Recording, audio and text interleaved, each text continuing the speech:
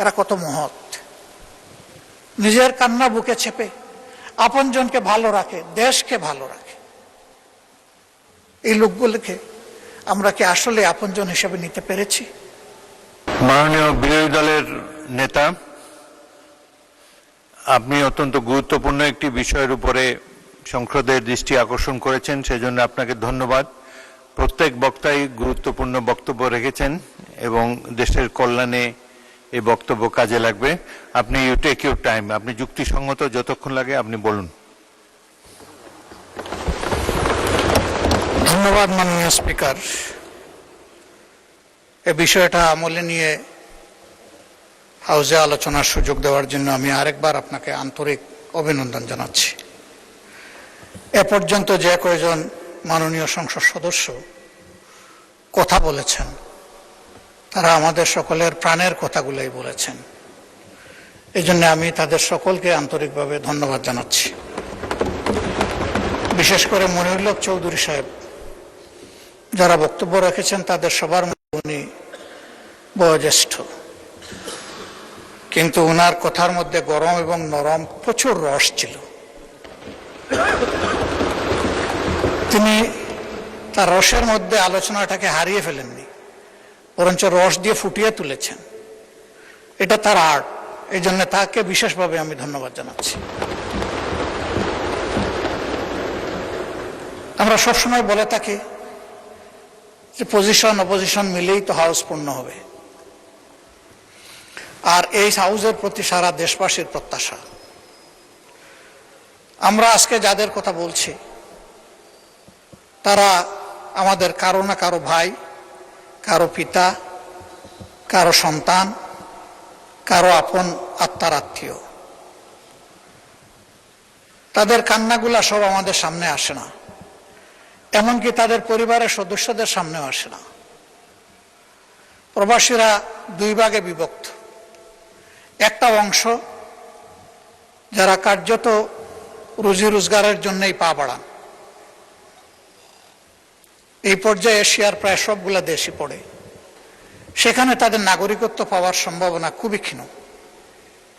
অল্প কিছু সংখ্যক ভাগ্যবান মানুষ যারা ইনভেস্টর ক্যাটাগরিতে হিউজ পরিমাণ ইনভেস্ট করে সেখানে তারা একটা স্ট্যাটাস পান, কিন্তু তা হাজারও একজন হবে না,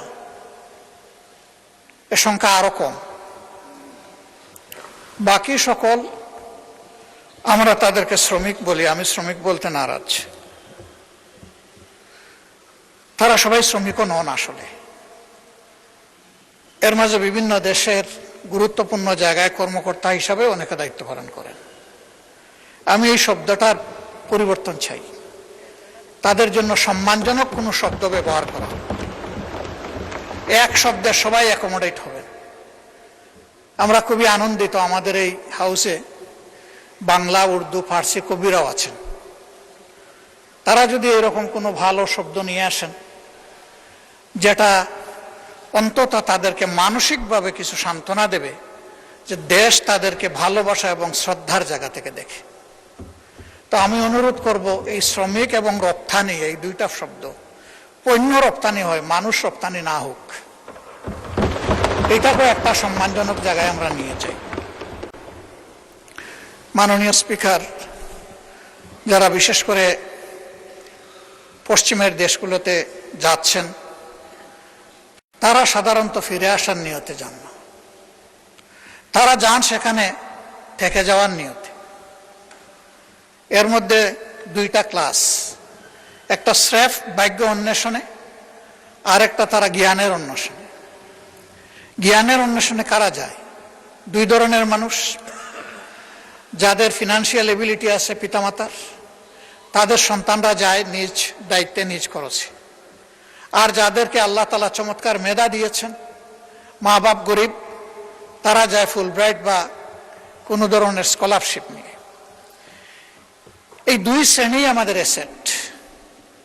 তারা সেখানে শিক্ষা নেওয়ার পরে ওই সংশ্লিষ্ট দেশগুলোতে সার্ভিস দিচ্ছেন।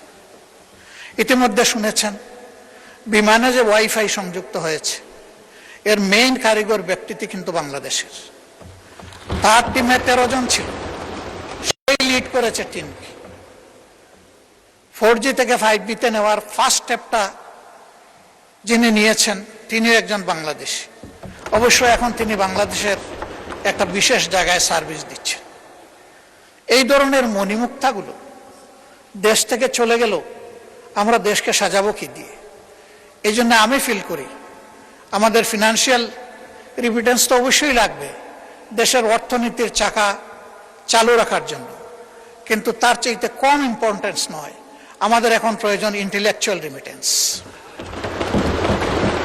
দুনিয়ার বিভিন্ন উদীয়মান শক্তি এবং দেশ তাদের তরুণ যুবক যুবতীদেরকে ইনসেন্টিভাইজ করেছে, তাদেরকে মূল্যায়ন করেছে, সসম্মানে তাদেরকে দেশে ফিরিয়ে এনেছে। উদাহরণস্বরূপ বলতে পারি পাশের দেশ ভারত। একসময় তাদের দেশে সেই রকম স্কিল হ্যান্ড কোনো কার্ডিয়াক সার্জন ছিল না। তারা দেবী শেঠিকে, তাদের মুক্তাকে তাদের দেশে ফিরিয়ে এনেছে এবং তাকে বলেছে তুমি কি চাও? সে বলেছে আমি টাকা পয়সা চাই না, আমি একটু সম্মান চাই, আর আমার কাজের জন্য আমি একটা কমফোর্ট জোন চাই। বিদেশে যাদের সাথে কথা হয়েছে আমাদের সেই মণিমুক্তাগুলো একই কথা বলে যে আমরা একটু সম্মান চাই এবং একটা কমফোর্ট জোন চাই, যাতে কোনো ধরনের অযাচিত হস্তক্ষেপ ছাড়া আমি আমার মেধার স্ফুরণ এবং বিকাশ ঘটাতে পারি। আমি মাননীয় প্রধানমন্ত্রী থাকলে খুব কৃত হতাম, ভালো লাগতো কথাগুলা সরাসরি তিনি শুনতেন। নিশ্চয়ই কেউ না কেউ তাকে এগুলা কনভে করবেন বলে আমি আশা করি। আমি অনুরোধ করব যে তিনি এই বিষয়টার প্রতি অবশ্যই গুরুত্ব দেবেন। আমাদের ফিনান্সিয়াল রিমিটেন্সের পাশাপাশি তিনি যেন ইন্টেলেকচুয়াল রিমিটেন্সটাকে গুরুত্ব দেন, তাহলে সমাজের বহু জায়গায় আমরা নূতনত্ব খুঁজে পাব এবং তাদের মেধা এই জাতিকে সকলের সাথে একত্রিত হয়ে সামনে এগিয়ে নেবে। আমি এটা বলছি না যে তারা না হলে আমাদের দেশ চলবে না, তবে আমি এটা জোর দিয়েই বলছি তারা হলে এই দেশটা আরো ভালো চলবে। আরো যেখানে ভালো চলবে সেখানে আমরা কেন তাদেরকে উপেক্ষা করব? এই লোকদের আরো কিছু বঞ্চনা আছে। তারা সাধারণত মারা গেলে এদেশে এখন আর ফিরে আসে না। এক সময় 2 দিন, 5 দিন, 7 দিন, 13 দিন, 15 দিন পরে তাদের লাশ ফেরত আসতো। এখন সবাই বুঝেছে যে এই কাজটা সঠিক নয়, বরঞ্চ তাদের ফ্যামিলি নিয়ে যে দেশে তারা থাকেন এখন তারা চেষ্টা করেন লাশটা যেন ওখানেই দাফন হয়ে যায়। তাদের এখানে আমাদের কাছে এইরকম কোনো চাহিদা নেই যে আমাদের লাশটা বিদেশে নিয়ে যান, কিন্তু তারা জীবন্ত যখন আসে তখন লাশের চাইতে খারাপ পরিণতি কোনো কোনো ক্ষেত্রে তাদেরকে ভোগ করতে হয়। আমরা তাদের প্রতি কৃতজ্ঞতা দেখাতে পারি না, এমনকি কারো কারো আপনজন, আপন ভাই তাকে তার প্রপার্টি থেকে ডিপ্রাইভ করে, বিভিন্ন ধরনের আইনের জটিলতায় ফেলে দেয়, মিথ্যা মামলা দিয়ে হয়রানি করে। আর পাশের বাড়ির লোকেরা তো আছে, সেখানে যদি পরিচিত আগে থেকেই বিরাজমান কোনো শত্রুতা থাকে সেটা আবার আগুনের মধ্যে ঘিল ঢেলে দেয়। এই সমস্ত জটিলতায় তারা যখন পরে আইনের আশ্রয় নেন তখন যেখানে গিয়ে তারা সাশ্রয়টা চান, শান্তিটা খুঁজে পেতে চান, ওখানে গিয়ে আরেক তারা হয়রানির মুখোমুখি হন। ওখানে যাওয়া মাত্রই তাদের কাছে বিরাট অঙ্কের একটা কিছু চেয়ে বসা হয়, কারণ মনে করে এই লোকগুলা টাকার মেশিন, চাইলেই পাওয়া যাবে। আমি চাইবো না কেন? যদি কেউ টাকা দিতে পারলো তো হয়তো তার কিছু কাজ হলো, যদি দিতে পারলো না তাহলে চোখের পানি মুছে মুছে আবার দেশ থেকে তাকে বিদায় নিতে হলো। তাদের এই কান্নাগুলো আছে। জমি ট্রান্সফারের ব্যাপারে কিছু জটিলতা নতুন করে তৈরি করে গেছে প্রিভিয়াস ফেসিবাদী সরকার। আমি বর্তমান সরকারকে বিনয়ের সাথে অনুরোধ করব সেই বিষয়গুলো দেখা দরকার, কগনিজেন্সে নেওয়া দরকার। মাননীয় আইনমন্ত্রী আছেন, যেখানে যেটুকু এটাকে ডিফিউজ করা যায়, ইজি করা যায়, রিলিজ করা যায়, সেটা অবশ্যই করা উচিত। কারণ আমরা তাদেরকে বাদ দিয়ে আমরা নই, তাদের সহই তো আমরা। আর এশিয়াতে যারা আছেন তাদের কান্নাটা অন্যরকম। তাদের ব্যাপারে অনেকেই কথা বলে গেছেন, আমি কথাগুলো রিপিট করব না, যেহেতু তারা অলরেডি বলে ফেলেছে। তারা কাঁদে কিন্তু আপনজনের চোখের পানি দেখায় না, চোখের পানি লুকিয়ে কাঁদে, ভিডিও কলে কথা বলে, আর্টিফিশিয়াল হাসি দেয়। অনেকের সাথে এরকম কথা হয়েছে। আমি জিজ্ঞেস করি, তোমাদের এই বুবা কান্নার খবর কি তোমাদের আপনজন জানে? কয় আস্তাগফিরুল্লাহ, এগুলা জানানো যাবে না। আমরা কষ্টে আছি, ওদেরকে কষ্টে ফেলতে চাই না। ওরা বুঝুক যে আমরা ভালো আছি, তাহলে আমাদের কষ্ট আমরা কিছুটা ভুলে থাকতে পারবো। এখানেও কাঁদবো, ওখানেও কাঁদবে, এ তো হয় না। মাননীয় স্পিকার, কেউ মরার জন্য বিদেশে যায় না। আমাদের এই ভাই এবং বোনেরা যায়, 2টা পয়সা রুজি করে পরিবারকে দিবে, দেশকে সাপোর্ট করবে, তারপরে দেশে চলে আসবে। কিন্তু আল্লাহ তাআলা কার মৌতের ফয়সালা কোথায় করে রেখেছেন আমরা কেউ জানি না। তারা যখন কেউ মারা যায়, তখন তাদের লাশটা নিয়ে টানাটানি হয়। আপনজনরা চায় শেষবারের মতো অন্তত মুখটা দেয়। এ লাশ আসবে কিভাবে? সে তো রক্ত পানি করা, ঘাম জড়ানো, যা রুজি করেছিল সবটাই পাঠিয়ে দিয়েছে। আমিও তাদের 2-1টা মেসে যাওয়ার সুযোগ নিয়েছি ইচ্ছা করে। চিন্তা করা যায় না সেই লোকগুলো এখানে থাকে কিভাবে, খায় কি, ঘুমায় কিভাবে। জনাব বরকতুল্লাহ বুলু সাহেব বলেছেন যে অতি নিম্ন ওয়েজে তারা সেখানে চাকরি করে, এদিকে পুষায় না। তারা হাজিদের দিকে চেয়ে থাকে, কেউ তাদেরকে একটু স্নেহ আদর করবে কিনা। কেন? এটি কেন হবে? অন্য দেশের লোকেরা তো এরকম হয় না। এখানে ওই সিন্ডিকেট চক্র শুরু থেকে শেষ, সব জায়গায় গাঁটে গাঁটে গাপটি মেরে বসে আছে। এই লোকগুলার রক্ত বিক্রি করে ওরা ওদের সাথে উপহাস করে, ওদের বিজনেস করে।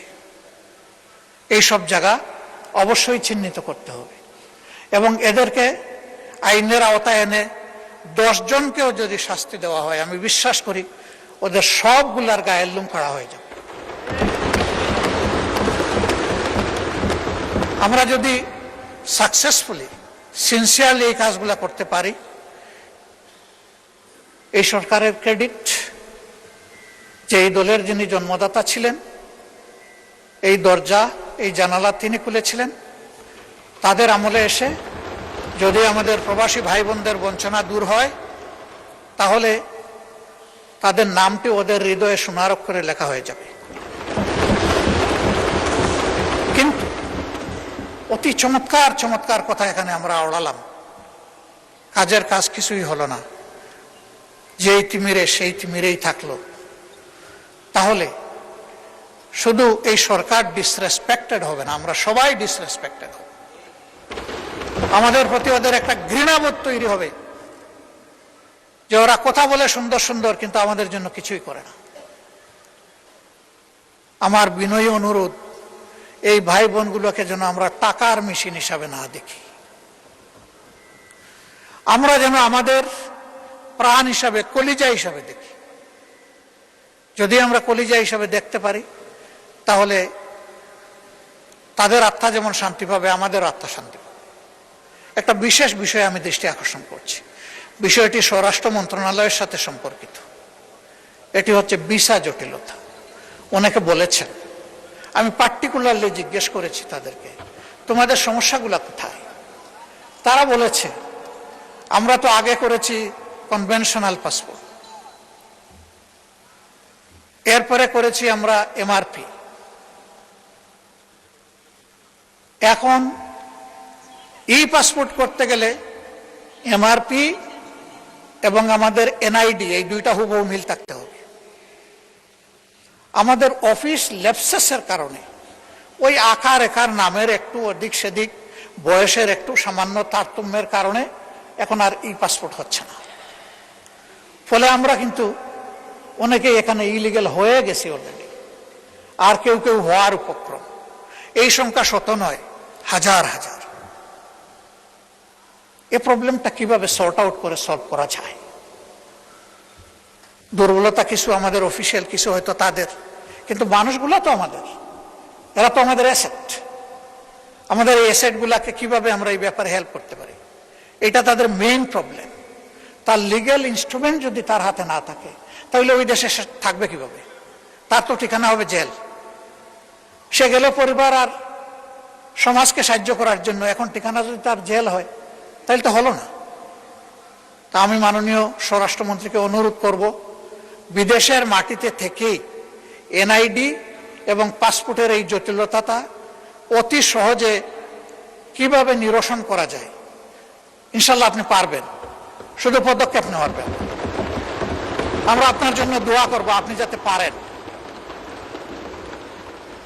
আর লাশগুলা হয়ে যাওয়ার পরে আমি আল্লাহর নামে দুহাই দিয়ে বলবো, একদিনের জন্য যেন সেই লাশ নিয়ে কোনো টানা হেঁচড়া না হয়।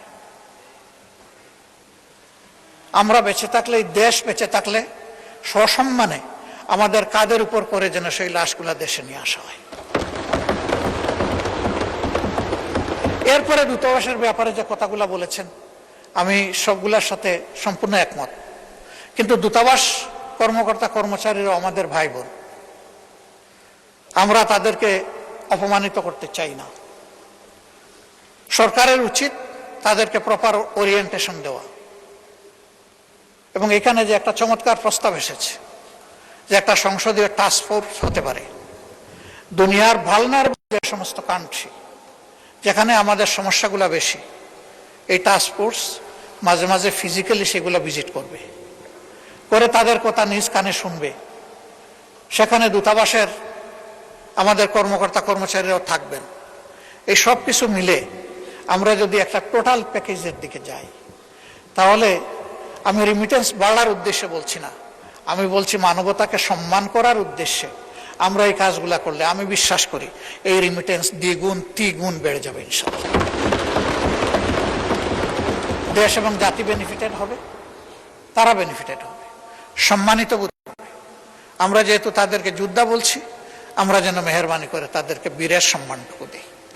আমার যোদ্ধা আমার বীর, কাজেই তারা যেন বীরের সম্মান পায়। সেইটা কিভাবে পাবে সরকার এটা ফর্মুলেট করুক। আমাদের কোনো সহযোগিতা চাইলে আমরা হোল হার্টেডলি করবো ইনশাল্লাহ। আজকের এই আলোচনাটা আমাদের কোনো বিতর্ক ছিল না, এই আলোচনা ছিল আমাদের হৃদয়ের কিছু আকুতি। আমি বিশ্বাস করি সবাই সেই জায়গা থেকে কথা বলেছেন। মাননীয় স্পিকার আমাকে সুযোগ দেওয়ার জন্য এবং এই আলোচনাটা আজকের হাউসে আনার জন্য আমি বিশেষভাবে আপনাকে ধন্যবাদ জানাচ্ছি। এই আলোচনা সার্থকতা পাওক, ইতারে এটা হারিয়ে না যাক, এই জন্যে এই ব্যাপারে আপনার জায়গা থেকে আপনি বিশেষ উদ্যোগ নেবেন, এই প্রত্যাশা ব্যক্ত করে আমার কথা এখানেই শেষ করছি। আল্লাহ হাফিজ। বাংলাদেশ জিন্দাবাদ। আসসালামু আলাইকুম।